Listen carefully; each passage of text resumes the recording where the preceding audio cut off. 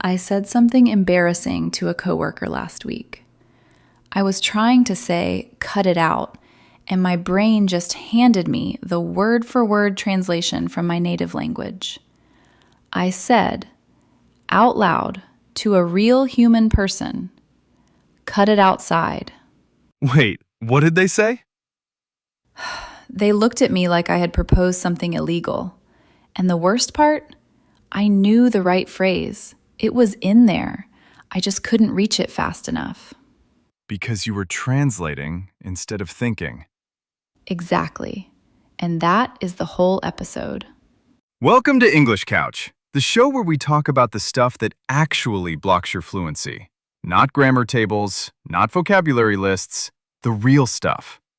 And today's real stuff is the number one reason intermediate and advanced learners still sound slower than they actually are. It's not your vocabulary. It's not your grammar. It's the fact that your brain is running a program it doesn't need to run. Every single conversation, every single sentence.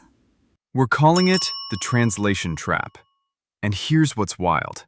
Most people at B2, even C1 level, don't even realize they're doing it.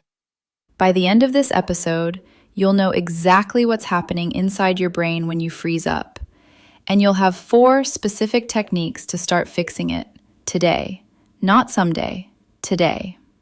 And there's one thing about how your brain actually works that genuinely surprised me when I looked into it. We're getting there. But first... Okay, so let's name the problem precisely. Because your translating is too vague. Here's what's actually happening in 4 steps. Walk me through it. Someone asks you a question in English. Step 1, you hear it. Step 2, you convert it into your native language. Step 3, you think of your answer in your native language. Step 4, you translate that answer back to English. Then you speak. That's 4 steps when fluent speakers are doing 2. Hear it, answer it. That's it.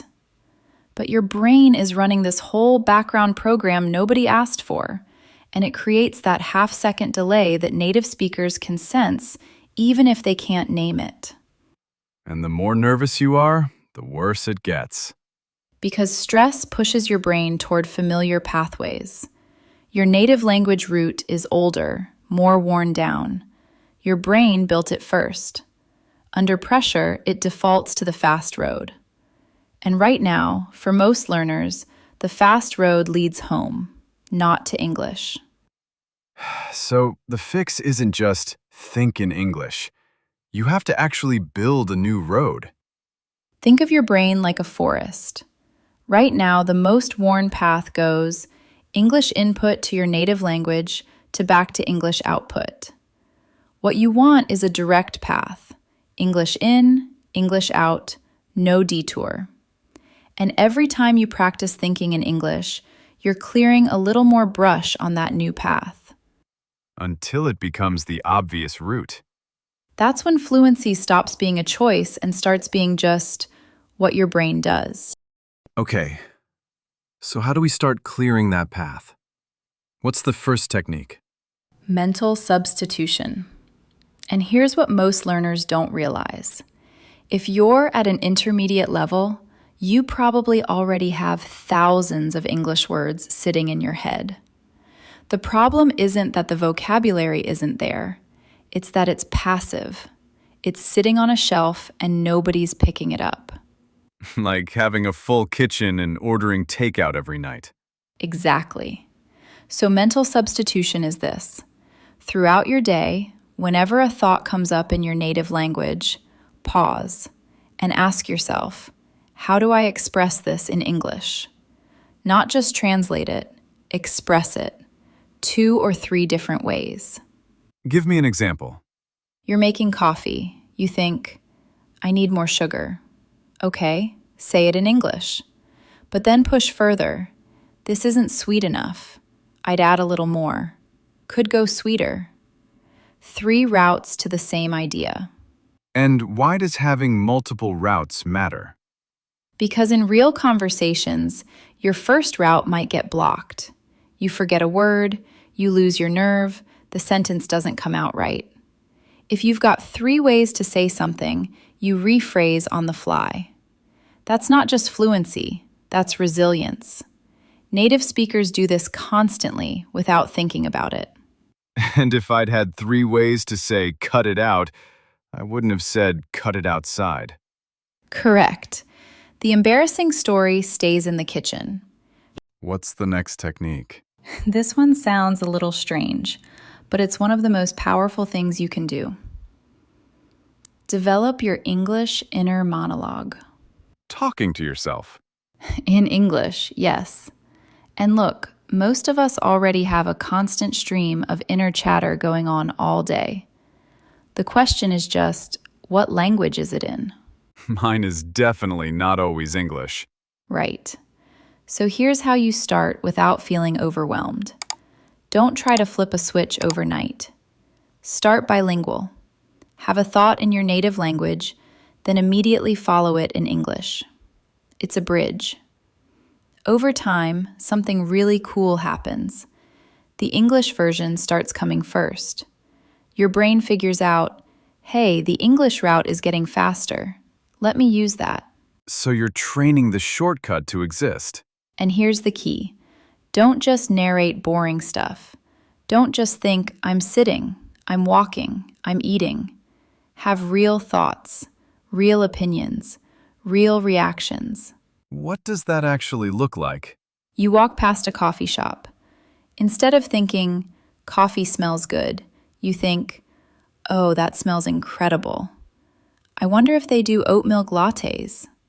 I've been spending way too much on coffee lately. Actually, no, I deserve this. It's been a week. That's a real internal conversation. Complex ideas, preferences, decisions. A little self-negotiation. That's so much richer than just labeling what you see. And here's the extra layer. Bring your emotions into it. When you're frustrated, feel it in English. This is so annoying. I cannot believe this is taking this long. When you're excited, I'm so pumped for this. This is going to be great. Because emotional memory is stronger. Neuroscience backs this up completely. Emotional experiences get encoded more deeply in the brain. When English is attached to how you actually feel, not just what you're studying, it sticks in a completely different way. English stops being an academic exercise. It becomes the language of your inner life. Quick pause. If something in this episode is landing, a like genuinely helps more people find it. And we read every comment. Not we read them as a thing people say, we actually do it. Someone in the comments last week asked about filler phrases, and it became our next episode. You shape this show. Subscribe if you haven't, and every month we pay attention to 3 people in this community, not randomly. People who show up, add something real, help someone else in the comments figure something out. We're watching. That's all I'll say. Could be you. Okay, here's the part I mentioned at the top. The thing that changed how I think about this whole process. Oh, this one. So we've been saying the goal is to stop translating, to silence your native language and just think in English. But research on bilingual brains shows that's not actually what happens. Both languages are active at the same time. Your brain isn't switching one off, it's running them in parallel, and whichever one produces an answer faster wins. So you're never not thinking in your native language. Right. The goal was never to delete the native language habit. It's to make the English route fast enough that it crosses the finish line first. Speed, not silence. That reframes everything. And the only thing that makes it faster is using it. Constantly. Even badly. Even when it comes out wrong. Every attempt, messy or not, is a training rep. Your brain updates. The route gets a little faster. Next time, a little faster again. Which is also why saying something wrong out loud is not a failure. It's literally the mechanism. Okay, so we've built the internal foundation. Now we need to get it out loud. Because thinking in English and speaking in English are two different muscles, and most learners only train one. Shadowing is the fastest way to build the second one. You find a native speaker, a podcast, a video, a show, and you echo what they say. Match their rhythm, their pace, their intonation. Start by pausing after each sentence and repeating it. As you get comfortable, try speaking along in real time. It feels awkward. It feels very awkward, but what you're training is massive. Muscle memory, natural rhythm, and spontaneous speech production all at once. You're not just learning words, you're learning how English moves. And recording yourself? Game changer. Pick any topic. Speak for 2 minutes. Record it. Listen back and find 3 specific things to improve. Not 20, just 3. Record again on the same topic. Compare the 2. You will surprise yourself every single time. And when your brain goes completely blank mid-conversation? Have filler phrases ready. That's a good question.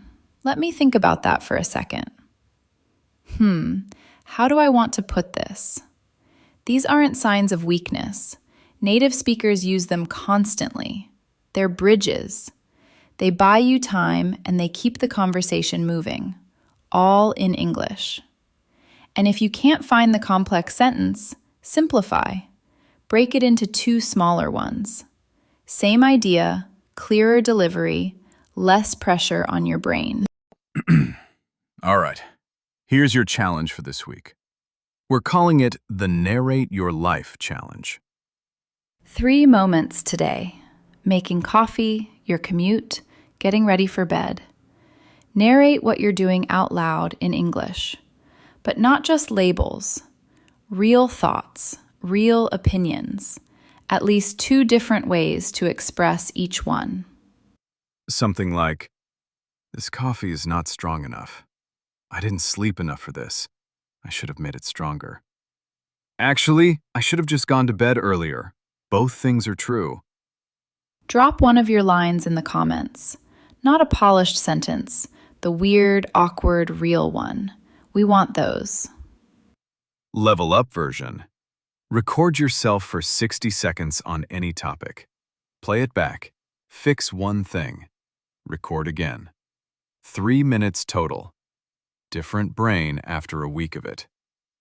Next week, we're going into something that even C1 speakers get quietly, confidently wrong. You'll think you know this one. You probably don't. Subscribe so you catch it. Like this one if it helped. And send it to the one person in your life who's stuck on their English. You know exactly who that is. Genuinely, thank you for spending this time here with us. You could have watched anything. Stay curious. We'll see you next video.